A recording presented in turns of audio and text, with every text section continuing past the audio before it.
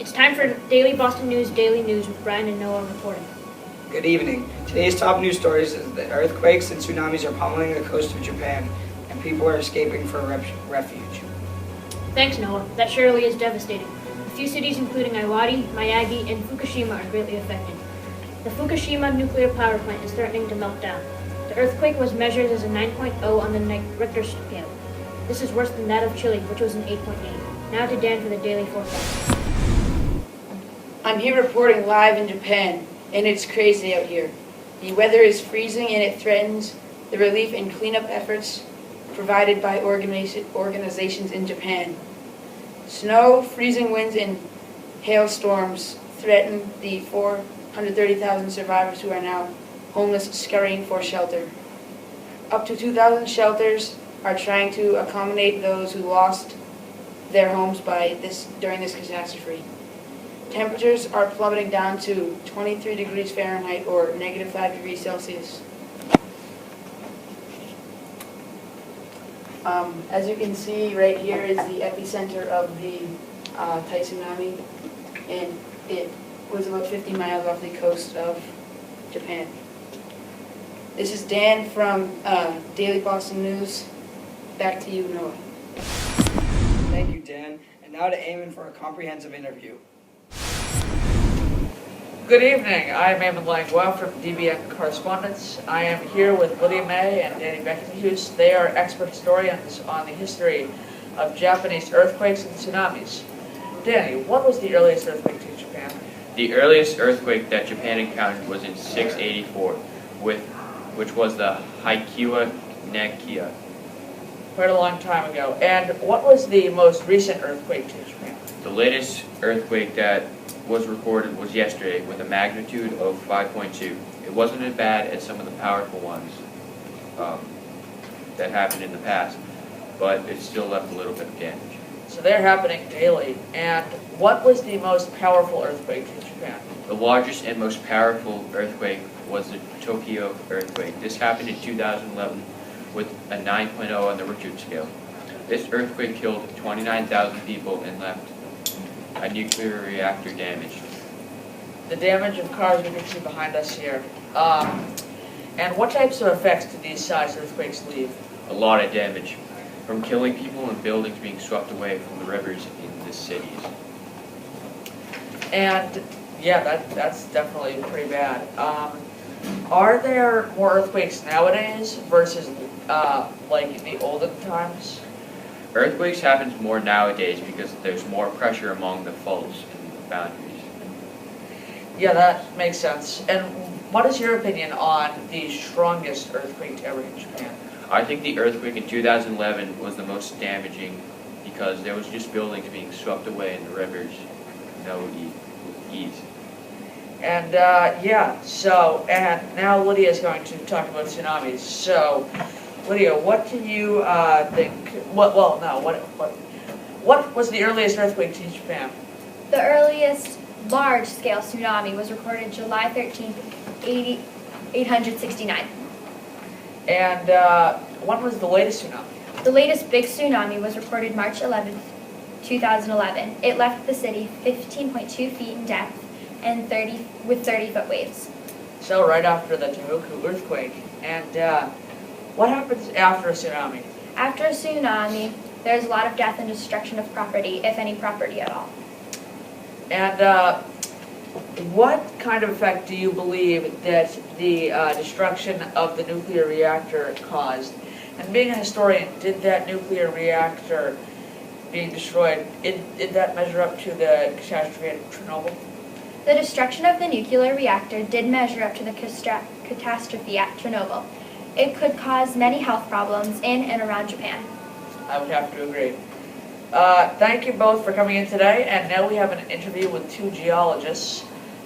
That's coming up next.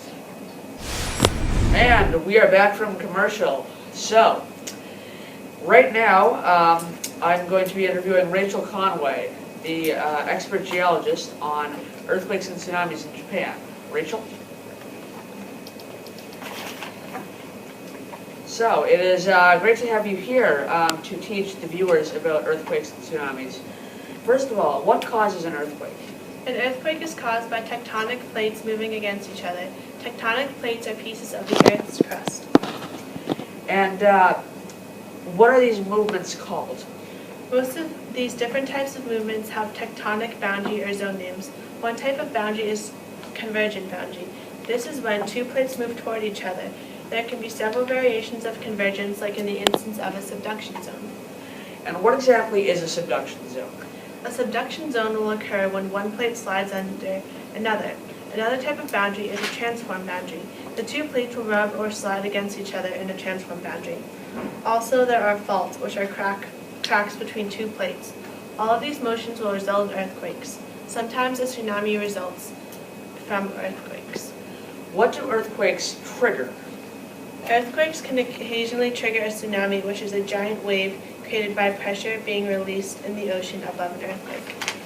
What is the strongest part of an earthquake? The strongest point is the epicenter, which is the point above the origin. Yes, Dan, our meteorologist, was talking about that earlier. And why are some earthquakes more severe than others? How the plates move will determine the magnitude on the Richter scale. The severity will increase the more the plates move and depending on how much stored energy is released. And could you explain what the Richter scale is for our viewers that don't know? Yes, the Richter scale measures the magnitude of an earthquake on a scale of 1 to 10 using information based on seismic waves. Seismic waves are pulses of energy that an earthquake releases. A seismologist who studies earthquakes uses a seismograph to register the waves. The machine makes a graph of the ground motion, and this record is called a seismograph. That's quite interesting. Thank you for your time. Don't forget to follow me at DBN Daily News Cal. And until next time, back to Noah and Brian in the studios. Brian. Thanks, guys. Thanks to today's technology, one of our reporters is currently in ancient Japan with two people that have experienced an earthquake. Emily? Welcome, Akio. Will you please introduce yourself? I come from wealthy aristocracy. However, I assure you that I am no one special. I'm just a traveling seller. I asked to interview you about the earthquakes and tsunamis that have been constantly damaging your country. Aye, those were dark times. To start us off, I must ask, once the first shock hit, what was your initial thought? My initial thought was to simply wait. We clearly displeased our gods, and this was our punishment. If we denied this, would it not cause greater punishment in return?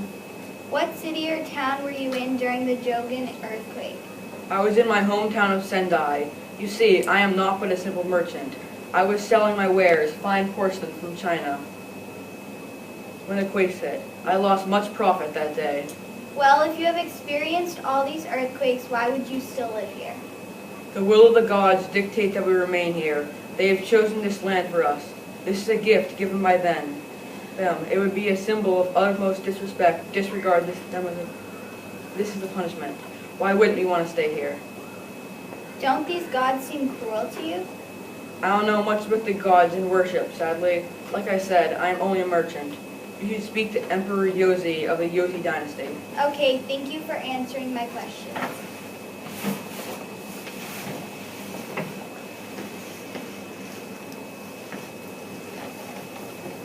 We welcome you, Emperor Yosi, to this interview. Thank you for having me here. Do many people come to you asking what they should do in danger because you're the emperor? I try my best to get safe into high ground. My ancestors have always told me, after an earthquake, the tsunami is going to happen, and we can't risk more lives by staying on lower ground. What do you plan to do in the future to protect more people from earthquakes and tsunamis? As my ancestors have done, I plan to warn the future generations. We shall bring tsunami stones, stone tablets that mark the lowest place they should build. As the Emperor of Japan, I am accountable for both the generations and the next. Well, this concludes my interview for today. Thank you for answering my questions. Back to Noah in the Daily Boston News Studio. Thanks, Emily. That's it for today. Stay tuned at our Twitter at DBN Daily News for on-the-spot updates. Be sure to watch us at 11 p.m. tonight. Thanks. Now for a word from our sponsor, Popeye's Chicken and Biscuits. Louisiana Bad.